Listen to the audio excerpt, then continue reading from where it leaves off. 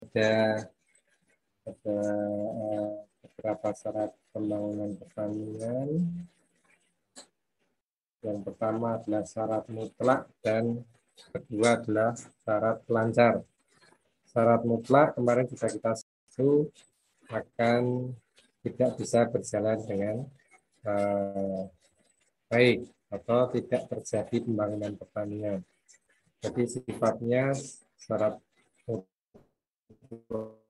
itu harus ada. Salah satu tidak ada, maka dia share. Sedangkan syarat pelancar itu juga ada 5. Menurut Artemuser, syarat pelancar itu adalah syarat ini sifatnya mempercepat. Kalaupun salah satu atau salah 5 dari syarat pelancar ini tidak ada, maka pembangunan pertanian itu tetap bisa berjalan dengan baik. Artinya pembangunan pertanian akan tetap ada, tetap berjalan. Tapi syarat pelancar ini diperlukan guna mempercepat terjadinya pembangunan pertanian. Apa itu syarat pelancar? Kemarin sudah saya berikan materinya, mungkin Bapak-Bapak bisa membaca juga, bahwa syarat pelancar itu yang pertama adalah terjadinya atau terbentuknya sistem pendidikan pembangunan. Yang kedua, terdapatnya kredit produksi. Yang ketiga, adanya kegiatan gotong royong petani. Yang keempat adalah perbaikan dan perluasan tanah pertanian, atau sering disebut dengan intensifikasi dan ekstensifikasi. Kemudian yang kelima adalah perencanaan nasional pembangunan pertanian. Kita lihat satu-satu pentingnya pendidikan pembangunan. Jadi memang di pertanian itu semakin disadari bahwa peningkatan kualitas SDM pertanian itu makin lama makin diperlukan. Artinya apa? Artinya bahwa kalau dahulu misalnya semua orang dengan berbagai macam latar belakang pendidikan, bahkan tanpa latar belakang pendidikan pun bisa masuk atau bisa memasuki atau bisa menekuni kegiatan di sektor pertanian, tetapi menurut Altemoser akan lebih baik jika manusia atau insan atau SDM yang nantinya berkecimpung, yang nantinya melakukan aktivitas di sektor pertanian itu juga memiliki pendidikan atau derajat pendidikan yang cukup. Nah, Temoser menyampaikan bahwa di pendidikan untuk pertanian ini tidak harus dilakukan secara formal atau in class. Mungkin saja pendidikan yang sifatnya itu pendidikan formal itu bisa dilakukan di jenjang formal dan sistemnya adalah di dalam kelas. Namun untuk mereka yang sudah melakukan kegiatan pertanian, perkebunan, peternakan, nelayan, dan sebagainya, itu mereka yang memiliki aktivitas-aktivitas terlebih dahulu, itu bisa diperkaya atau bisa diberi tambahan pengetahuan dan keterampilan melalui pelatihan atau pendidikan orang dewasa. Artinya tidak harus di dalam kelas.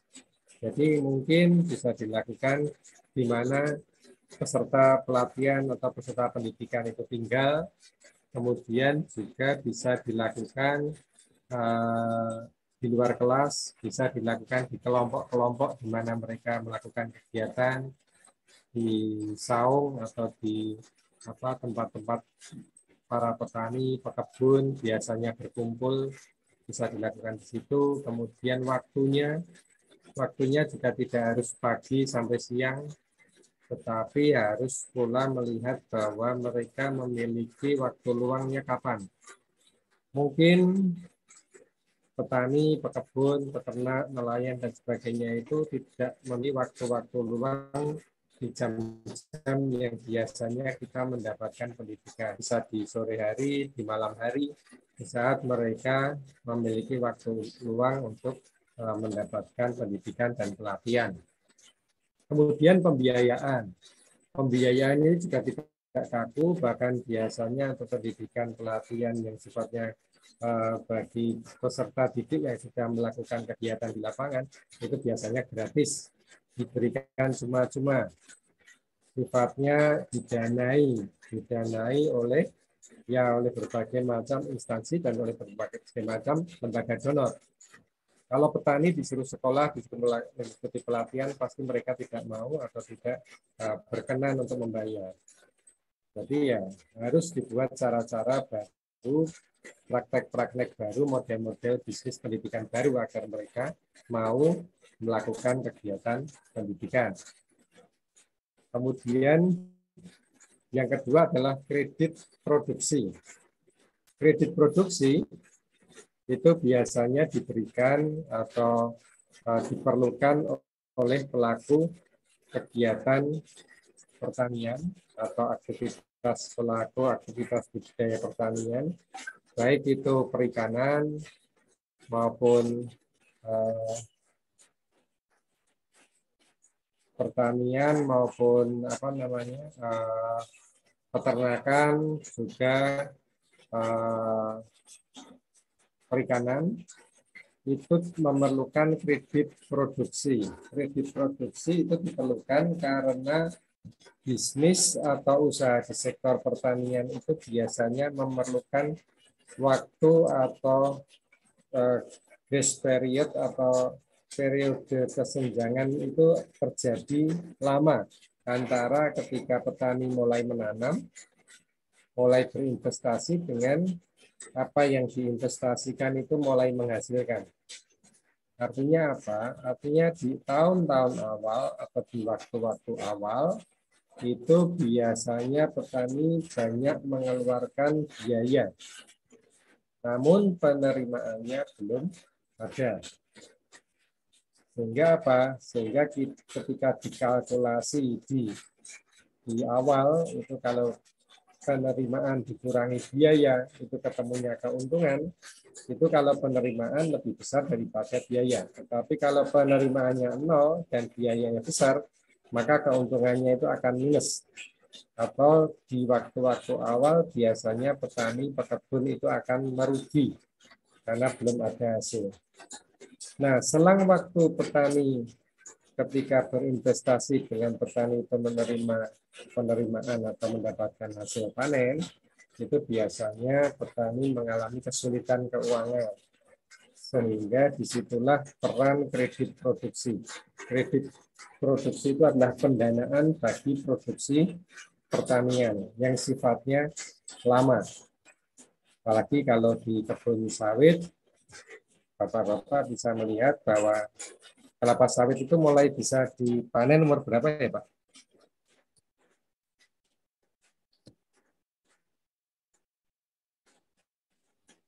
Kalau kelapa sawit, Tiga 30 bulan, Pak. 3 atau 4 itu masih belajar ya, Pak ya? Istilahnya buah pasir begitu ya, Pak ya? Mungkin. Itu masih Ya, belajar Pak. berbuah.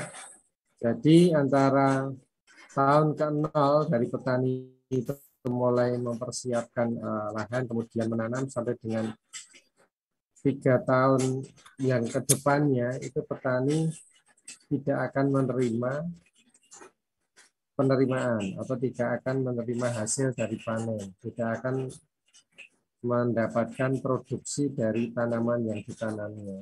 Sehingga ketika tidak ada produksi maka tidak ada yang dijual. Nah, kalau tidak ada yang dijual maka penerimaannya akan nol. Nah, di saat-saat itulah biasa petani itu memerlukan bantuan kredit. Mengapa kredit itu diperlukan? Ya, kredit itu diperlukan untuk membiayai usaha taninya. Sehingga tabungan petani atau kas petani yang mereka miliki itu tidak terkurangi dari kegiatan pertanian. Sehingga petani itu masih akan bisa melakukan, bisa beraktivitas, bisa memenuhi kebutuhan hidupnya sehari-hari. Tetapi kalau tabungan petani atau cash flow-nya petani yang sehari-hari digunakan untuk berusaha tani dan hasilnya masih lama, maka petani itu akan mengalami kesulitan cash flow untuk mencukupi kehidupan sehari-harinya. Kurang lebih seperti itu. Sehingga A.T. Moser menyatakan bahwa petani itu perlu dibantu dengan kredit produksi pertanian.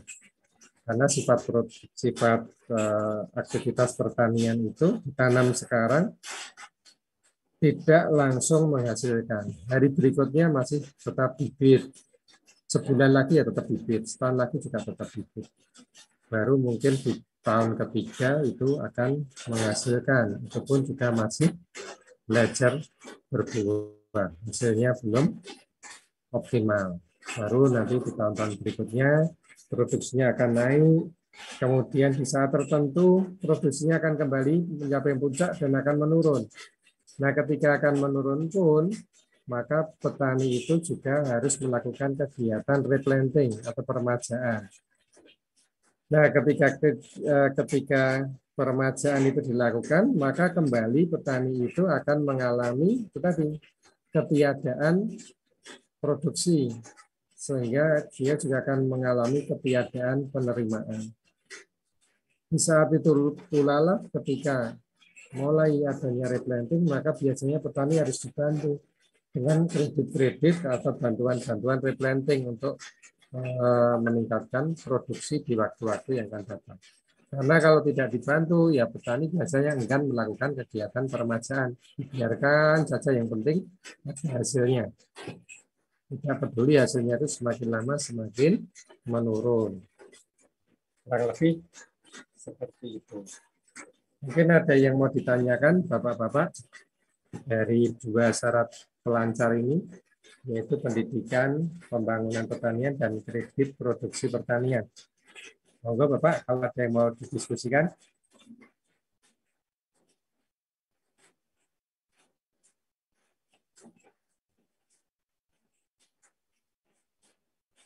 Kalau tidak ada, cukup jelaskah Bapak?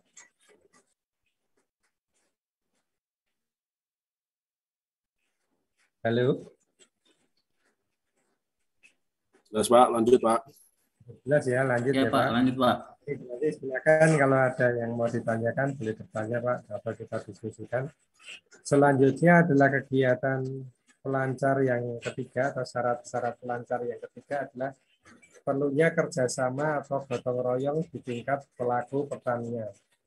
Nah, gotong royong atau rasa kebersamaan ini menurut A.T. Moser juga menjadi ciri-ciri kultur masyarakat petani yang biasanya hidup di pedesaan. Nah, sekarang kita lihat mungkin apakah ciri-ciri ini masih dimiliki atau masih melekat pada diri para petani. Ada yang mengatakan bahwa dengan semakin hedonisnya gaya hidup manusia, itu biasanya sifat gotong royong dan kerjasama itu makin lama akan makin menipis atau makin pudar. Nah, sehingga ketika ada disrupsi dari kegiatan gotong royong atau menurunnya semangat, sikap, dan aktivitas gotong royong di tengah masyarakat, itu biasanya akan menjadikan petani itu menjadi soliter atau tidak memikirkan orang lain atau enggan untuk memikirkan petani-petani yang lain, tetangganya, teman-temannya, kelompoknya. Bahkan yang paling mendasar sekarang petani itu, dan ini sepertinya juga terjadi di perkebunan kelapa sawit, enggan untuk berkelompok.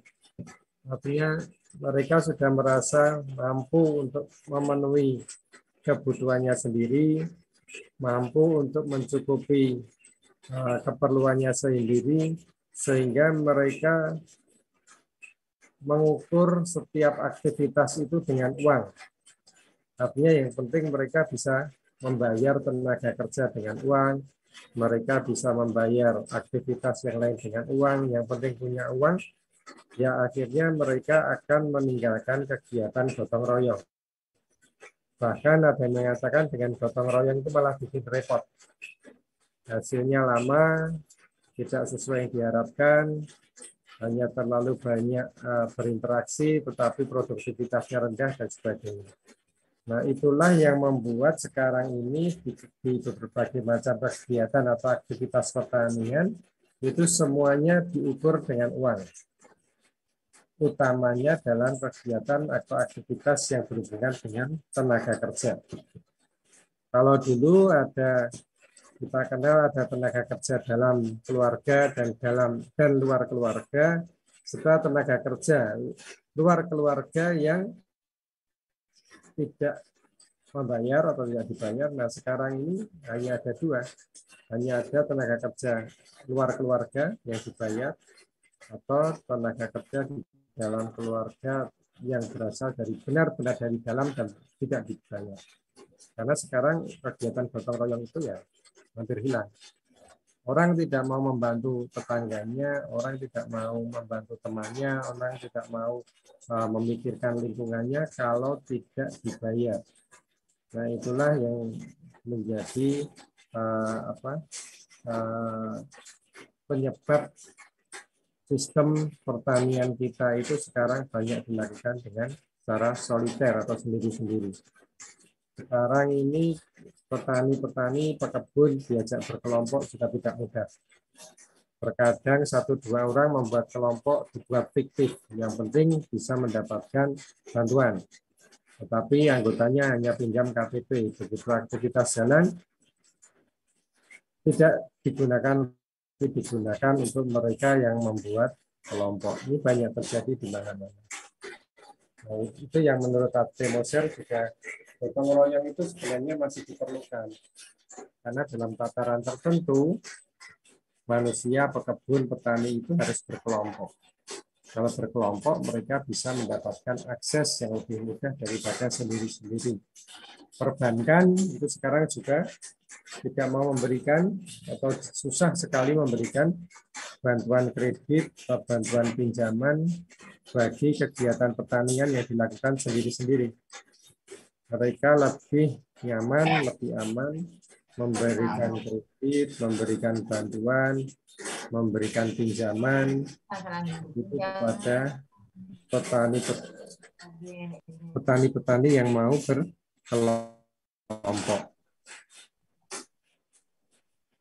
Bisa dipahami kan Bapak-Bapak untuk kegiatan?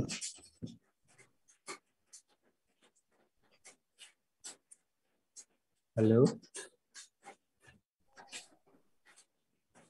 Apakah terdengar suara saya, Pak? Bisa, Pak. Bisa, Pak. Dengar, Pak. Bisa, Pak. Ya, Pak. Bisa, Pak. Slide-nya tidak berubah, Pak? Slide-nya hanya Izin, Pak. poin 5 aja. Hanya syarat-syarat pelancar aja, Pak. Slide-nya belum berubah, Pak. Oh iya, masih syarat yang satu ini, Pak. Oh iya, Pak. Masih, Ya, Pak. Iya, masih poin yang satu ini. Karena ini PowerPoint ya, poin-poinnya saja, Pak. Kurang lebih isinya seperti itu, Pak. Saya kira ini pengembangan dari apa yang saya sampaikan. Nanti Bapak-Bapak bisa catat, bisa sampaikan. Makanya saya menginginkan ada diskusi. Karena ya di PowerPoint ini hanya saya berikan catatan poin-poinnya. Benar, Pak, memang slide-nya masih syarat pelancar dan syarat pokok ini. Kami berharap ada diskusi dari Bapak-Bapak, nanti setelah saya sampaikan seperti apa kredit produksi yang Bapak alami di sawit, seperti apa pendidikan pelatihan di kelapa sawit, silakan nanti dikembangkan.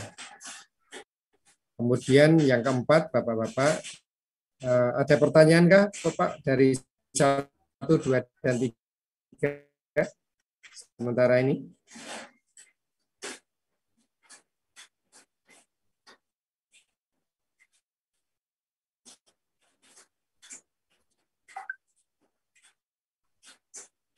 Kalau tidak ada, saya lanjutkan ke perbaikan dan perluasan tanah pertanian.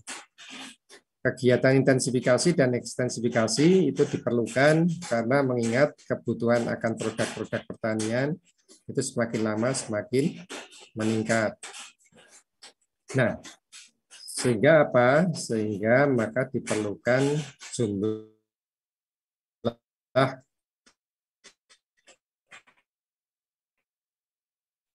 kuantitas juga kualitas serta sedangkan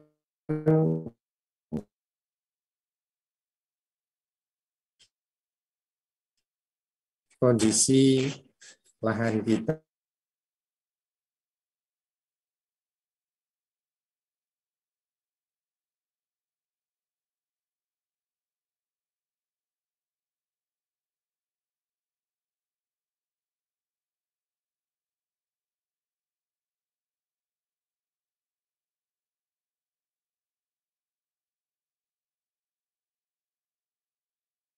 contohnya apa ya, banyak sekali. Misalnya sekarang kelapa sawit sekarang untuk mendapatkan lahan yang mineral yang kualitasnya bagus ya sulit, tetapi permintaan akan sawit CPO dan turunannya besar.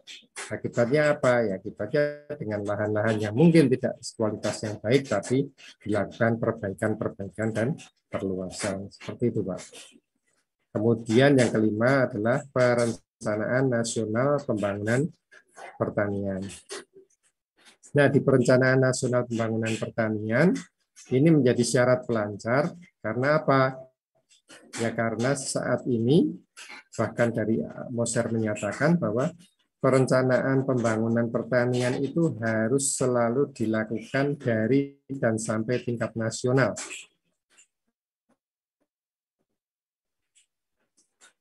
Aspirasinya boleh dari bawah, mulai dari kalau bapak-bapak dan ibu-ibu aktif di desa, mungkin ada istilahnya ada musren Bangdes, musyawarah perencanaan pembangunan desa, kemudian ditingkatkan menjadi musren bank kecamatan, kemudian meningkat menjadi musren bank kabupaten, provinsi, dan sebagainya sampai tingkat nasional. Itu untuk menyampaikan atau menyerap aspirasi dan kebutuhan masyarakat di tingkat bawah. Kemudian perencanaan nasional, dia akan membuat perencanaan nasional, baik itu eksekutif dan yudikatif, eksekutif dan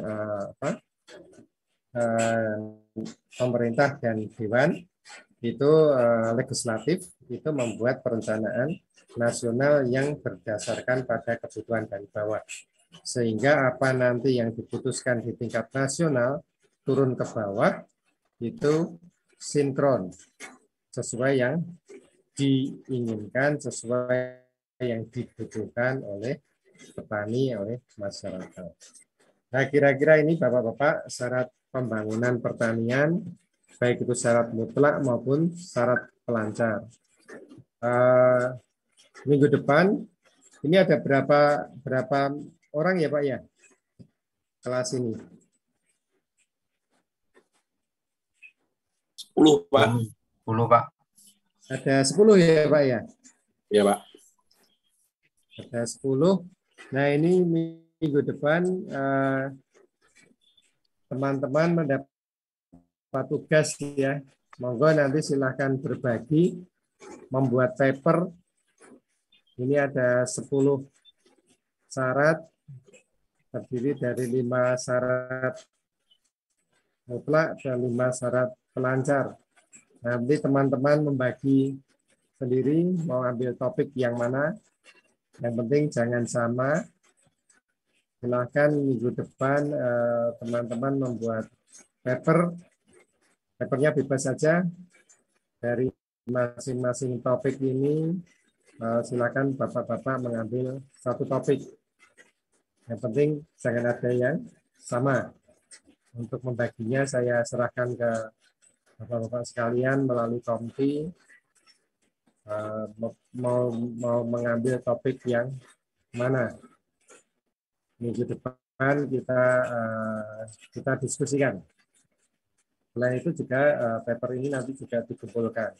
Kalau Bapak memerlukan mau menampilkan bahan-bahan dengan PowerPoint, dengan slide, Silahkan kami persilahkan supaya ya diskusi dari pembangunan pertanian ini ada diskusinya. Diskusi ini sifatnya memperkaya kita semua. Saya juga belajar, Bapak-bapak juga bisa belajar bersama-sama dari kasus-kasus. Nah, akan lebih baik kalau dari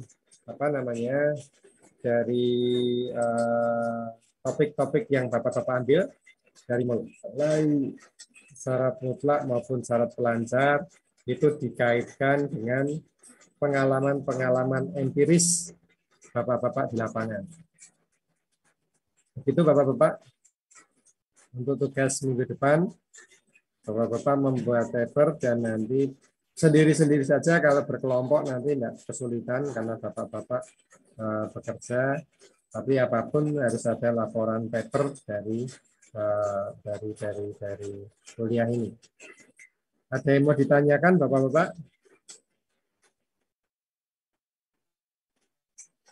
Sebelum kita lanjutkan.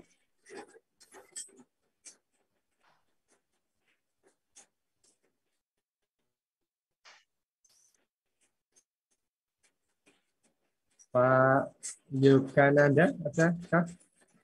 Pak. Nanti mohon dibantu Pak untuk membaginya, monggo silahkan. Ini topik-topiknya mudah dan saya kira dari 10 topik ini kalau dikaitkan ke sawit menarik semua dan tidak ada yang lepas. Mulai dari pasar, teknologi, tersedianya bahan alat di tingkat lokal, kemudian perangsang produksi, kemudian transportasi, pendidikan, kredit, gotong royong, dan kerjasama, serta intensifikasi dan ekstensifikasi lahan, serta perencanaan nasional kan dengan pengalaman-pengalaman empiris atau dunia yang Bapak hadapi, utamanya di perkebunan kelapa sawit. Itu ya Pak. Kita lanjutkan selanjutnya.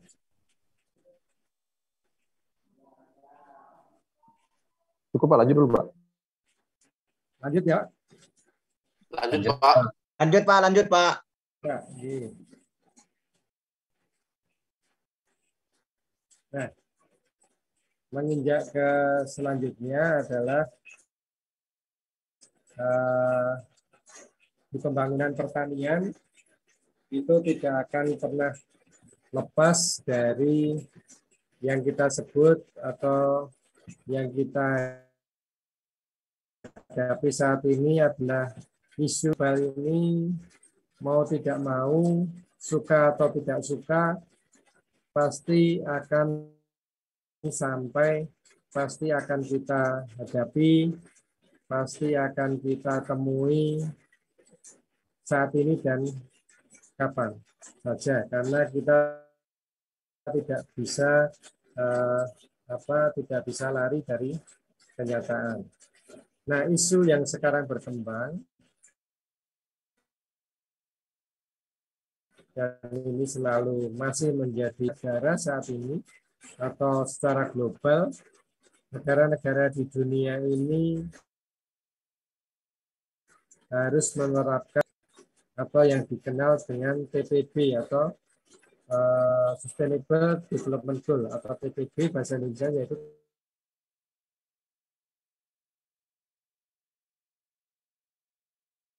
tujuan pembangunan yang berkelanjutan. Memiliki 17 kriteria atau 17 prinsip yang ada, dan itu nanti kita lihat bisa kita bagi menjadi 4 pilar.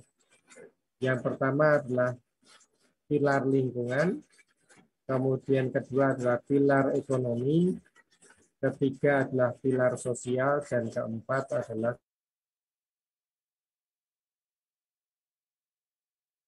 pilar hukum. Nah, sebagian di slide berikutnya.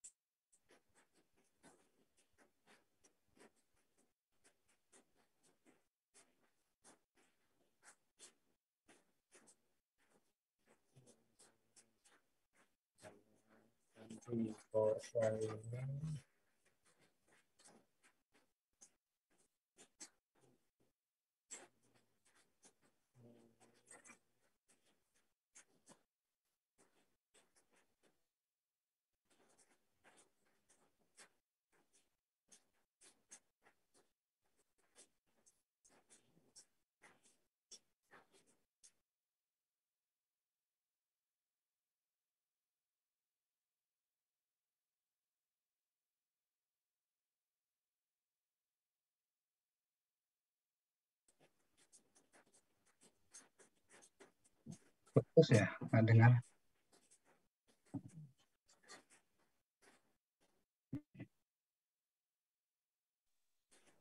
Suaranya hilang. Ini Pak, sebentar saya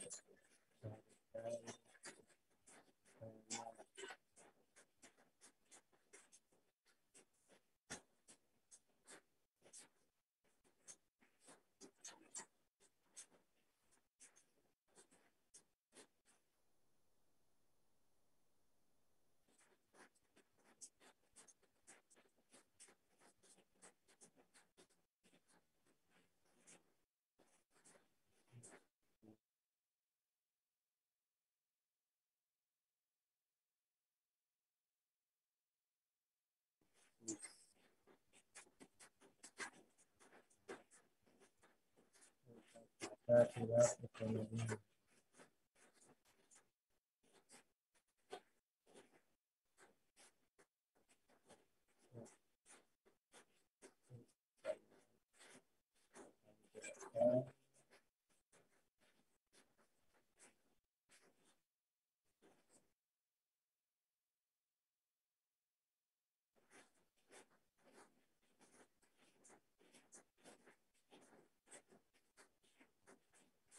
Terlihatkah, Bapak-bapak? Lihat Pak. Nampak Pak. Kelihatan, Ya Pak. Pak. Baik, Bapak. Pak Dimas kelihatan Pak. Pertama, Pilar pembangunan Ya. ekonomi. Pilar pembangunan ekonomi Pak. ya. Yang pertama adalah dari ke-17 prinsip tadi itu bisa dibagi-bagi menjadi 4 pilar, yaitu pilar ekonomi, pilar sosial, pilar lingkungan, dan pilar hukum.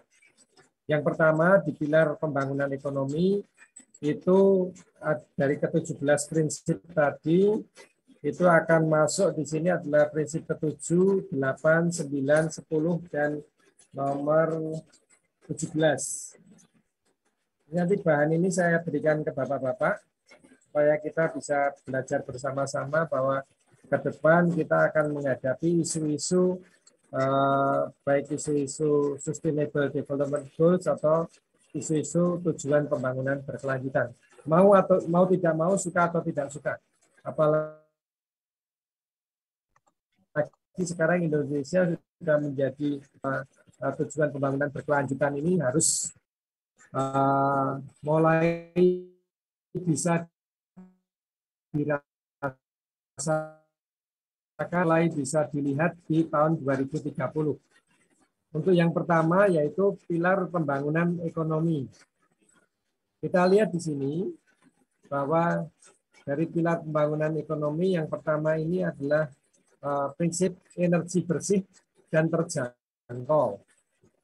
Jadi sekarang isu energi itu juga bisa selalu dikaitkan kepada pembangunan yang berkelanjutan. Kemudian saya bacakan satu-satu dulu, nanti kita bisa bahas, Bapak bisa baca dan kita bisa bahas selanjutnya. Prinsip yang kedua yaitu adalah prinsip ke-8, yaitu pekerjaan yang layak dan pertumbuhan ekonomi. Itu juga merupakan pilar pembangunan ekonomi. Kemudian yang pilar ketiga itu adalah prinsip nomor 9, yaitu adanya industri, inovasi, dan infrastruktur atau pembangunan industri, inovasi, dan infrastruktur. Kemudian nomor 4 dari pilar pembangunan ekonomi adalah berkurangnya kesenjangan atau ketimpangan, ini juga harus dihilangkan atau dikurangi. Dan yang kelima atau prinsip yang terakhir dari pilar ekonomi adalah kemitraan untuk mencapai tujuan. Kita lihat satu-satu, Bapak-Bapak. Yang pertama adalah energi bersih dan terjangkau. Nah, energi bersih yang terjangkau saat ini selalu dikaitkan dengan energi yang berkelanjutan atau renewable energy. Nah, peran kelapa sawit itu sepertinya saat ini menjadi tidak hanya primadona, tetapi kelapa sawit saat ini menjadi salah satu dari berbagai sumber energi yang sangat-sangat bisa dipulihkan atau dikembalikan atau istilahnya renewable atau bisa dipulihkan selain energi dari misalnya tanaman tebu, kemudian energi-energi alam misalnya uap air, kemudian panas bumi, kemudian tenaga surya dan sebagainya. Nah, Bapak nanti bisa melihat bahwa energi bersih dan terjangkau ini akan semakin dibutuhkan. Energi bersih itu maksudnya adalah energi yang berasal dari non-fosil, sehingga sifatnya dia bisa terbarukan dan sifatnya lebih ramah lingkungan. Terjangkau itu maksudnya adalah siapapun bisa mengakses, dari masyarakat yang kaya sampai miskin itu mendapatkan kesempatan yang sama untuk memperoleh energi. Kemudian yang ke-8 itu adalah pekerjaan layak dan pertumbuhan ekonomi. Nah, saat ini dimanapun dunia, dimanapun negara-negara, semua pemerintah sudah mencanangkan adanya upah minimum. Upah minimum ini untuk mendapatkan pekerjaan yang layak. Kriteria adalah apa? Ya, dia akan mendapatkan upah minimum sesuai dengan regionalnya masing-masing. Dengan adanya upah minimum sesuai dengan regionalnya masing-masing, itu diharapkan dapat meningkatkan daya beli masyarakat. Jika daya beli masyarakat itu meningkat, maka diharapkan akan terjadi pertumbuhan ekonomi di daerah-daerah yang ada. Kemudian yang nomor 3 itu adalah prinsip industri, inovasi, dan infrastruktur. Saat ini semua negara termasuk pemerintah Indonesia juga sedang giat membangun infrastruktur, sarana prasarana, kemudian mengembangkan inovasi melalui Badan Riset dan Inovasi, kemudian mengedepankan atau mengarahkan proses hilirisasi atau industri. Kalau dulu pijakan atau sumber pendanaan itu masih berasal dari pertanian dan pertambangan, artinya pertanian dan pertambangan bahan mentah, maka ke depan pertanian dan pertambangan itu harus diolah melalui proses industri untuk meningkatkan nilai tambah. Jadi tidak hanya bahan mentah, tetapi bahan setengah jadi, syukur-syukur menjadi bahan jadi yang siap digunakan atau siap dikonsumsi oleh end user atau pengguna akhir. Kalau itu terjadi, maka akan meningkatkan nilai tambah dibandingkan dengan jika kita hanya menghasilkan barang-barang mentah atau komoditas bahan baku. Kemudian prinsip yang keempat itu adalah berkurangnya kesenjangan. Jadi kesenjangan ekonomi ini disadari banyak terjadi di negara-negara yang berkembang atau NSB, negara sedang berkembang. Nanti Bapak bisa baca di situ. Sehingga kalau kesenjangan itu dibiarkan, akan terjadi jurang pemisah antara yang kaya dan yang miskin, yang kuat dan yang lemah.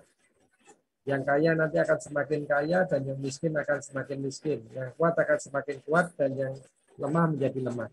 Nah, kalau itu dibiarkan, maka lambat laun pembangunan ekonomi ini tidak akan mencapai tujuannya, yaitu tujuan pertama adalah pemerataan. Maka untuk itu harus dibuat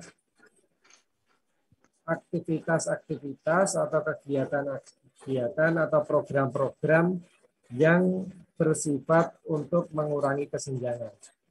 Misalnya apa di perkebunan? Ya, adanya kegiatan atau program kemitraan.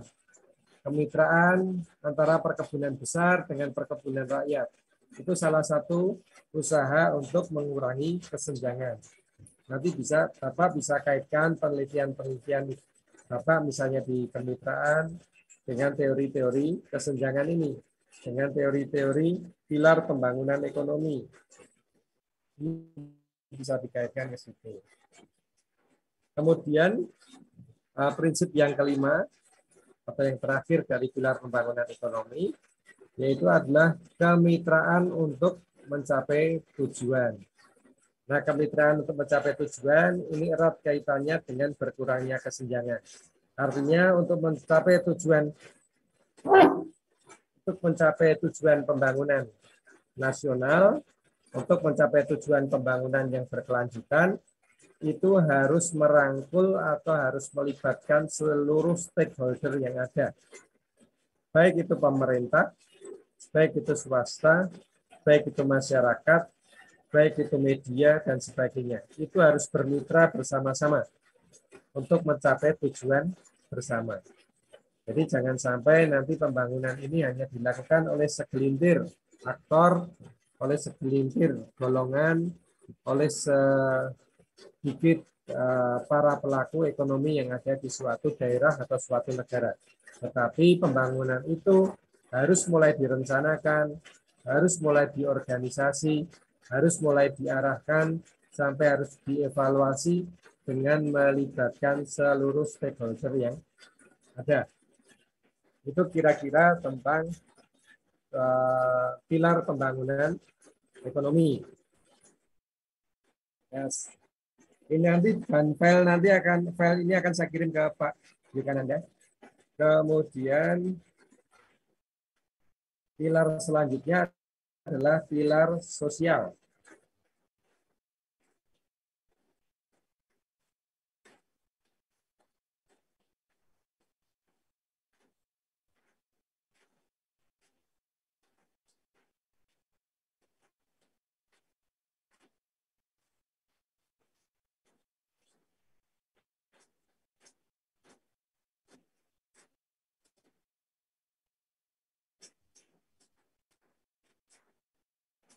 Terlihatkah Bapak-Bapak? Terlihat, Pak. Ya, nah, di pilar sosial, tadi pilar pembangunan ekonomi, sekarang adalah pilar prinsip penyusun pilar pembangunan sosial. Yaitu yang pertama adalah tanpa kemiskinan, atau tujuan pertama adalah tujuan tanpa kemiskinan, kemudian tanpa kelaparan, kemudian yang ketiga adalah kehidupan yang sehat dan sejahtera, kemudian yang keempat adalah pendidikan berkualitas, dan yang kelima adalah kesetaraan gender. Kita bahas secara global, garis pertama, yaitu adalah penghilangan kemiskinan. Jadi kemiskinan atau puring itu saat ini yang menjadi isu utama yang selalu didengungkan dalam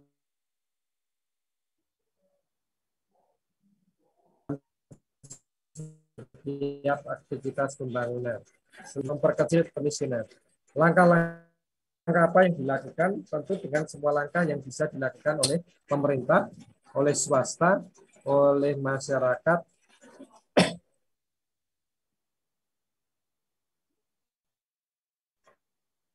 dan oleh semua pun juga saat ini melalui prinsip RSPO maupun prinsip RSPO, semua pilar baik itu ekonomi, sosial, dan lingkungan, bahkan hukum, itu sudah selalu dikedepankan.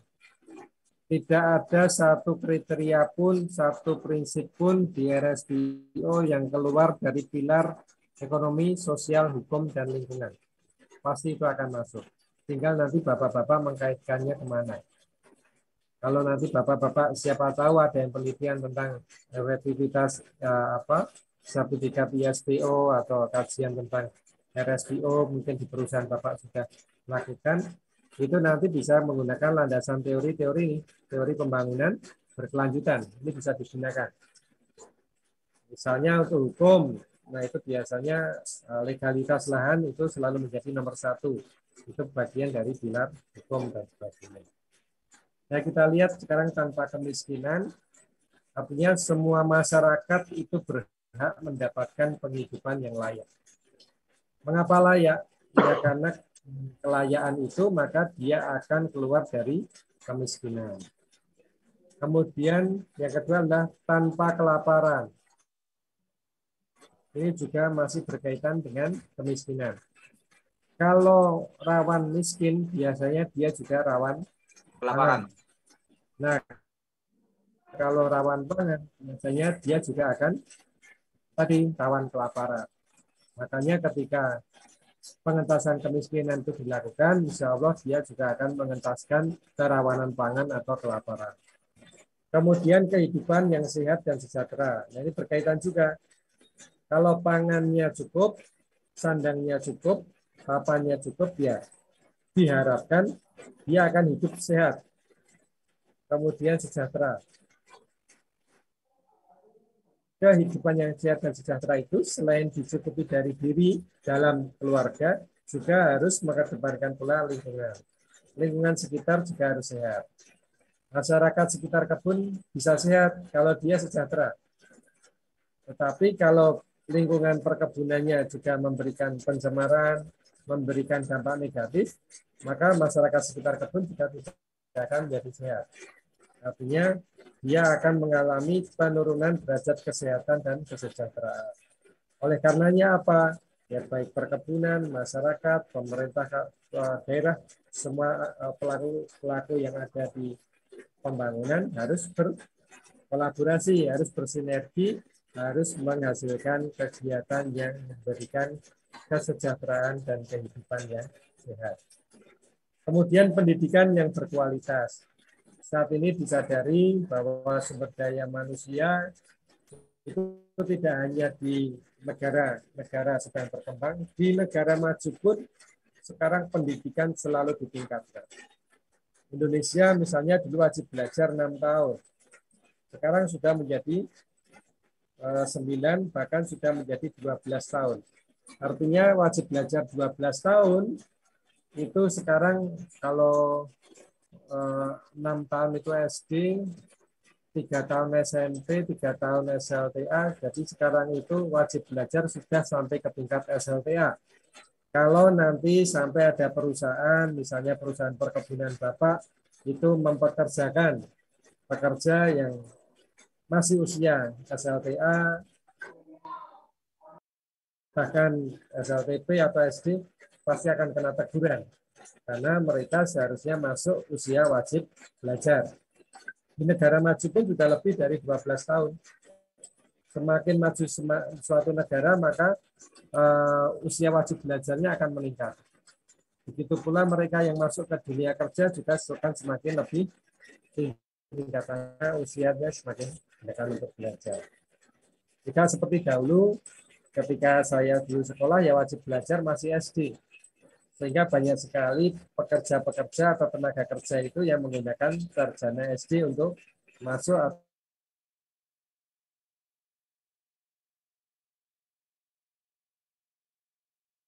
atau mengisi lowongan pekerjaan. Ya kan, minimal SLTA baru bisa bekerja karena yang menyesuaikan itu usia wajib belajar. Perusahaan-perusahaan yang mempekerjakan mereka di bawah atau di usia pelajar, usia wajib belajar, biasanya kalau ketahuan akan mendapatkan teguran atau bahkan sanksi dari pemerintah daerah dan sebagainya. Kemudian prinsip yang terakhir adalah kesetaraan gender.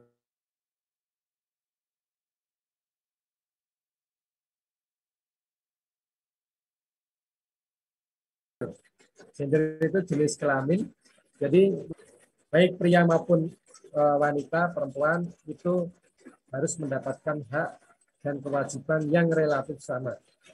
Tetapi dalam batas-batas tertentu ketika itu menyangkut kodrat, menyangkut fisik, menyangkut performa, ya tetap harus dibedakan. Nah ini di perkebunan ini kalau kita lihat itu juga rata-rata formasi lowongan, kalau ada formasi lowongan di skipper itu rata-rata yang masih diperlukan atau diutamakan jenis kelamin laki-laki. Nah mungkin ke depan juga sarjana-sarjana atau tenaga-tenaga yang dari perempuan ini juga mungkin bisa masuk di perkebunan, mungkin di bagian tertentu ini harus diperluas. Di kehutanan pun juga demikian. Saat ini beasiswa yang ada di skipper, baik itu dari DPD-PKS maupun dari perusahaan-perusahaan swasta, itu sekarang hampir 25% itu sudah ada perempuan. Dan nanti tinggal mengasah mereka untuk bisa bersaing dengan teman-teman pria. Dan nanti kalau mereka bisa bersaing, semoga perusahaan-perusahaan ini juga bisa memberi formasi kepada perempuan-perempuan yang minimal 30% atau 25% dari setiap formasi yang ditawarkan itu bisa digunakan oleh perempuan. Ya karena memang tuntutannya dan isunya seperti itu. Nanti kalau tidak mengikuti itu ya nanti kira dianggap tidak bisa menjalankan pembangunan yang berlanjut. Nah itu lebih repot lagi. Isunya memang seperti itu. Bisa dipahami kah Bapak-Bapak?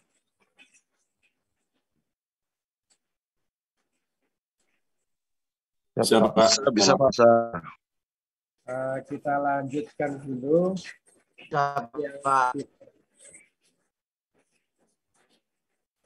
Pilar lingkungan.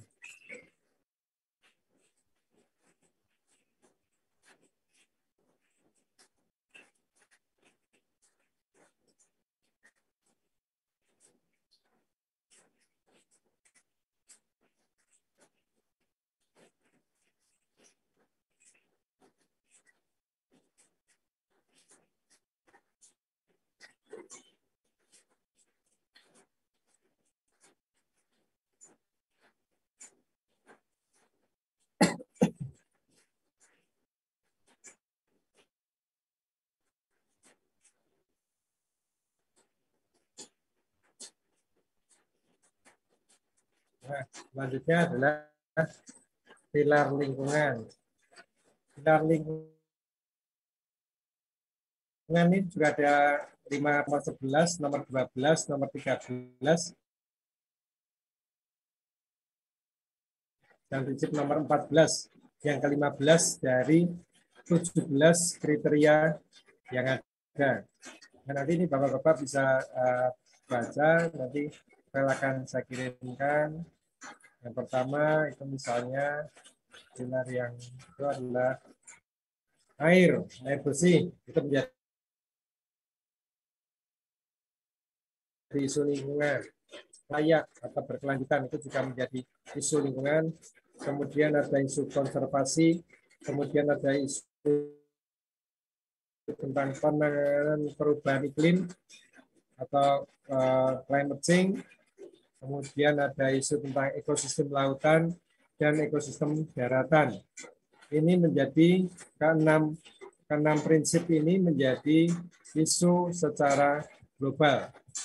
Ini Bapak-Bapak tentu lebih paham ini nanti ketika bicara tentang isu lingkungan, karena di perkelapa sawitan pun juga dituntut untuk mengedepankan pilar pembangunan lingkungan, baik itu melalui berbagai macam sertifikasi, melalui berbagai macam standar dan sebagainya.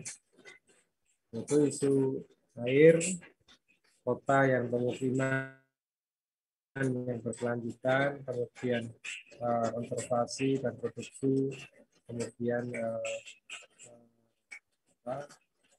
konsumsi produksi yang bertanggung jawab, adanya konsumsi dan produksi itu adalah supply dan demand, permintaan dan penawaran itu harus seimbang. Jangan kita rakus untuk kepentingan saat ini, tapi tanpa mempertimbangkan ketentuan yang akan datang. Kemudian juga ada isu perubahan iklim, serta ekosistem lautan dan daratan. Itu nanti Bapak-Bapak bisa membaca. Kemudian yang terakhir adalah prinsip dari pilar hukum.